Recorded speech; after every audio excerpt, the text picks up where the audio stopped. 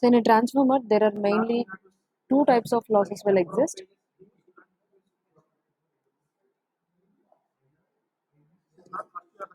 So those two losses are iron losses and copper losses.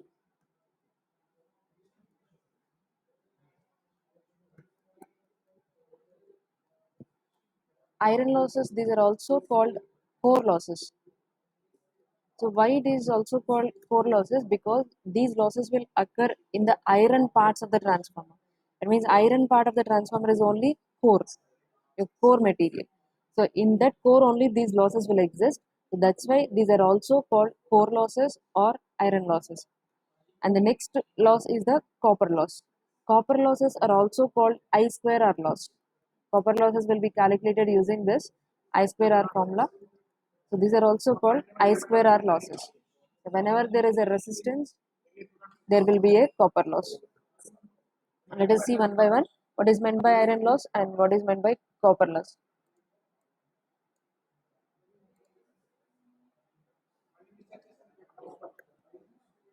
First one, iron losses. These iron losses are again divided into two types. So those are eddy current losses and hysteresis losses. Hysteresis loss and eddy current losses.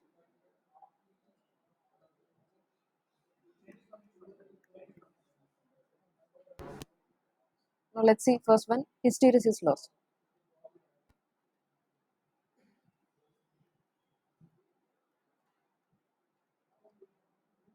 I already told you these two losses, hysteresis loss and eddy current losses, these two will produced in the core, transformer core.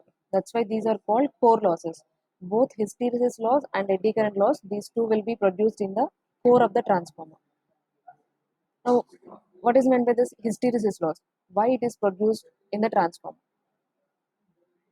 So this hysteresis loss is due to the magnetic reversals to the transformer.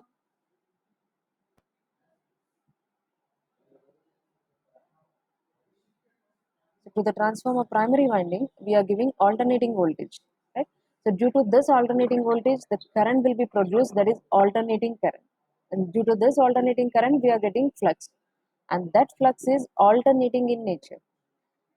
Where it is flowing the flux is flowing in the transformer core. The alternating nature of the flux is flowing in the transformer core. So the flux nature will be alternating. That means from the zero position to the flux will increase up to maximum. From here onwards, it is decreasing, becoming zero. And from here onwards, it again increasing in the reverse direction. So due to this increase and decrease in the magnetic flux, this is nothing but magnetization and demagnetization of the core. We are increasing the magnetic force means that is magnetization. If the flux is decreased due to this AC, the nature of the AC supply, then it is demagnetization. So due to this quick reversals of the magnetization force or due to this magnetization and demagnetization process, the magnetic dipoles will change their orientation continuously. So when the flux is increasing in this direction, all the dipoles will come in one direction. And again, the flux will become zero. Again, the magnetic dipoles in the magnetic material. Here, the magnetic material is core. So, in core, magnetic dipoles will be there. So, those magnetic dipoles will come back to their original position whenever the magnetization force is zero. And again, the magnetization force is increased in the other direction.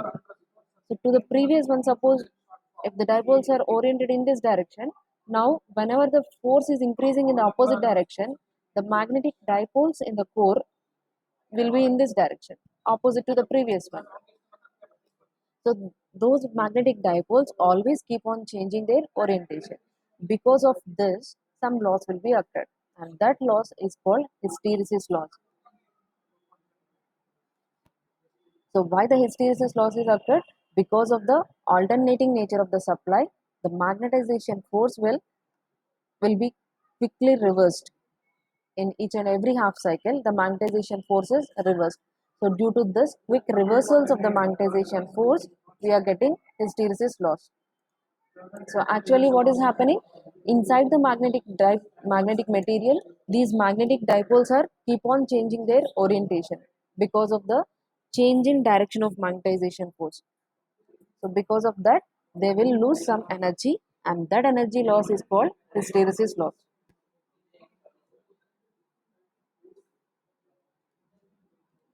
So this is due to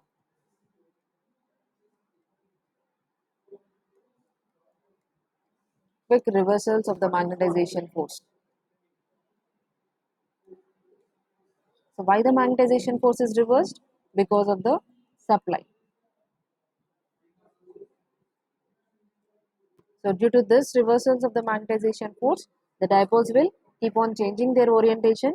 So for that, they will lose some energy, and that energy loss is nothing but hysteresis loss.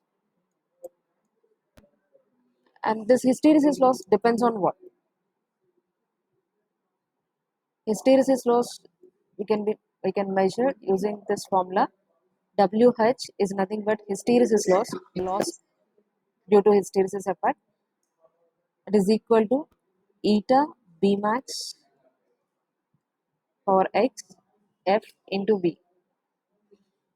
So hysteresis loss depends on frequency, voltage, and flux density. Here eta is nothing but the Stevens coefficient.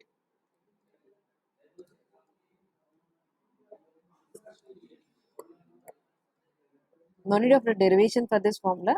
Just remember how can we calculate the hysteresis loss. So by using this formula, we can find out the hysteresis loss. And this x value will be based on the type of material. This is 1.6 for silicon steel core.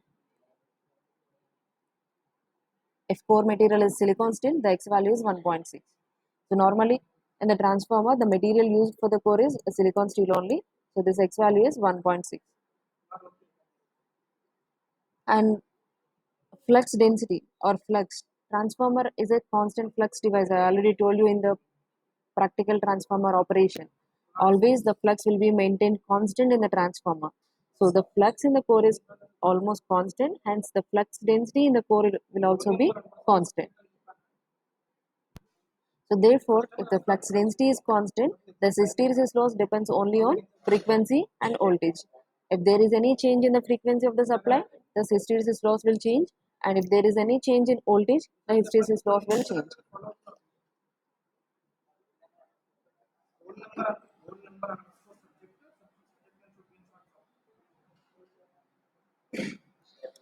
And as supply and frequency always constant, whatever the supply we are getting, that is 230 volts 50 hertz, is always constant, the hysteresis loss will also be constant. If there is any deviation, then it will change. Otherwise, almost hysteresis loss is constant in the transformer. Next one, eddy current losses. Why this eddy current losses are occurred in the transformer? These eddy current losses are due to the eddy currents produced in the transformer core. So this also, I'm again stressing, this also will be produced in the transformer core only. That's why these are called core losses, only in the transformer core. So why these eddy currents are produced? We have the transformer core. The core is a magnetic material, highly permeable material. The permeability of the core is very much high, as well as it has some conductivity nature. To reduce the conductivity nature, we are adding silicon to the steel. Even though you added silicon to the steel material, it just reduces its conductivity nature, but still there will be a conductivity nature for this magnetic material core. We can't completely reduce it to zero. There will be a little amount of conductive nature in the transformer core. So due to that conductive nature, whenever the EMF induced here, whenever you are giving AC supply to this, induced EMF E1 will be induced across this primary winding. So due to this EMF,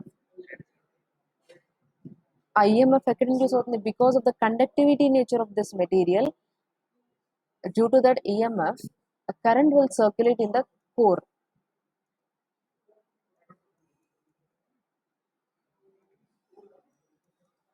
this current just it will circulate in the core material only. The induced EMF in the core tries to set up currents in the core. Why? Because a core is also a conducting material and it is a closed one. So whenever there is a closed path and EMF is there, that means driving force is there for the current, and this is the closed path. So the current will pass through this core material, and this current is called eddy current.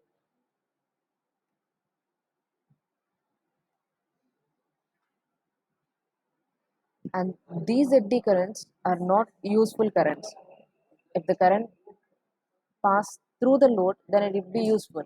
The current is used by the load, but these currents will circulate in the iron part, that is core only. So in the core only, these currents will circulate. So that those circulating currents are called eddy currents. So due to that, we are getting the loss.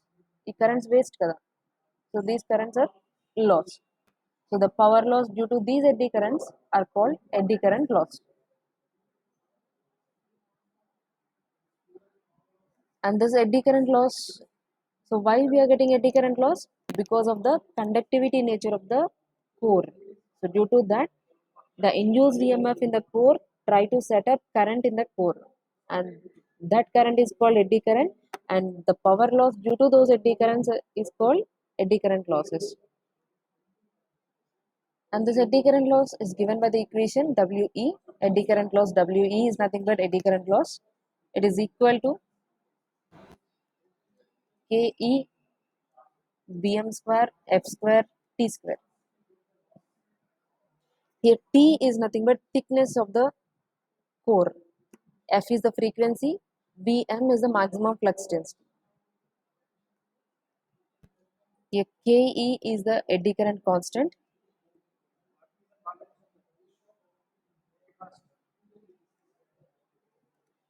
And T is the thickness of the core.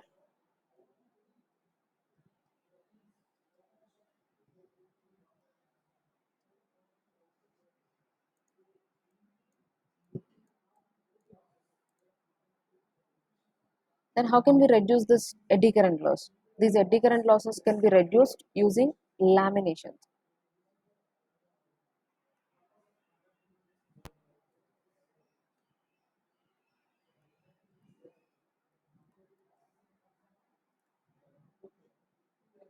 The transformer core is a laminated core. What is meant by laminations? How can it reduce the eddy current loss? See, to reduce the current is proportional to resistance, inversely proportional to resistance. So to reduce current means we have to increase the resistance. Then how can we increase the resistance of the core? We are adding silicon, then the resistivity of the material will increase. But even then, the core has a conductivity nature. Still, we have to reduce this resistance. Then how can we reduce this resistance? R is equal to rho L by A formula. That means this resistance depends on length of the material and area of cross section. So if you want to increase the resistance, the area of cross section must be reduced. So if you can reduce the area of cross section of the core, then the resistance will increase. So if the resistance increases, the current can reduce. The eddy current will reduce. Thereby, the eddy current losses will also be reduced. Then how can we decrease the area of cross section of the core? I have a thickness of this much thickness I have core. This part is a core. Then how can I reduce this thickness or area of cross section of the core? By laminating. This will be sliced like all those will be connected.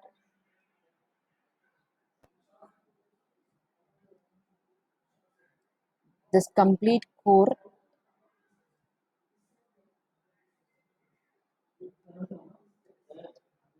will be laminated. So all these laminations are attached together and there will be an insulation between each and every lamination. Thereby the current cannot flow from one lamination to the another lamination. So whatever the current produced in this lamination, that has to circulate in this lamination only. It cannot go through the next lamination. So therefore we are reducing the area of cross section. The resistance is improved. So then current loss will also be decreased. Eddy current loss.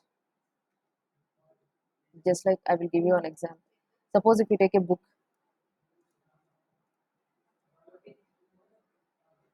if all the pages are attached together, then the thickness of the book will be like this. And each and every page, it is not sticked together, each and every page, and there is an insulation between each and every page. An insulating material is there. That means whatever the current produced in this page cannot go to this page. Why? Because there is an insulation. So the same process will be used here. Or we are decreasing the area of cross section. See, if all the pages are stick together, the thickness of the book will be like this. But if all the pages are free and there is an insulation between each, the area of cross section is reduced. This much is the area of cross section. But here, this is the area of cross section. So by laminating the core, we can reduce the area of cross section. So by reducing area of cross section, we can improve the resistance. So by improving resistance, the current can decrease. Thereby, the eddy current losses will also be decreased. That's why the transformer core is a laminated core. And next loss is copper loss. These two are eddy current loss and hysteresis loss. These two are core losses. And next one is copper loss.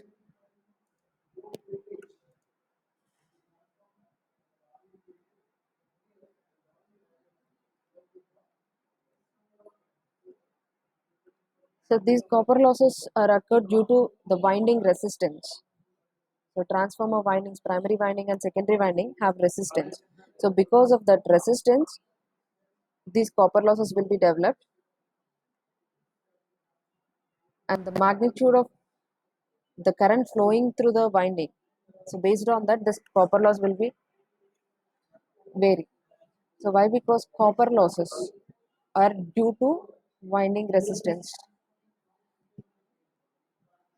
These are produced due to winding resistance of the transformer.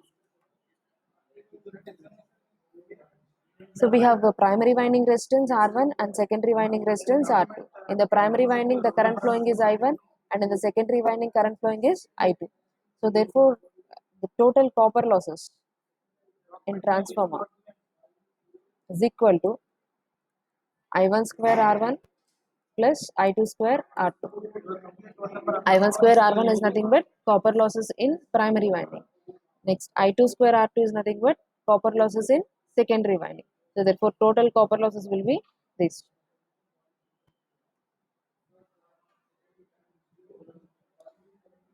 See here, these copper losses depends on currents. The primary copper loss depends on I1 current, and secondary side copper loss depends on secondary current. So if the load increase, the current will increase. If load decrease, the current will decrease. So based on the load current, these copper losses will vary. So that's why these are called variable losses. So these depends on currents. These copper losses are called variable losses. Those are not constant losses. But if you take hysteresis and eddy current losses, these two are constant losses. Because if you see the eddy current equation, eddy current loss, Ke is the constant, Bm is the flux density. I already told you flux density is constant in the transformer. Frequency of the supply is also constant. And T is the thickness. Once the transformer core is designed, the thickness of the core we cannot change. So all these are the constant values. So the eddy current loss will also be constant. And here also, hysteresis loss also a constant. Because frequency and voltage and supply frequency will always be constant. So this loss will also be constant loss. So both hysteresis and eddy current losses, these two are constant losses. As these two are constant, so these two are called constant losses.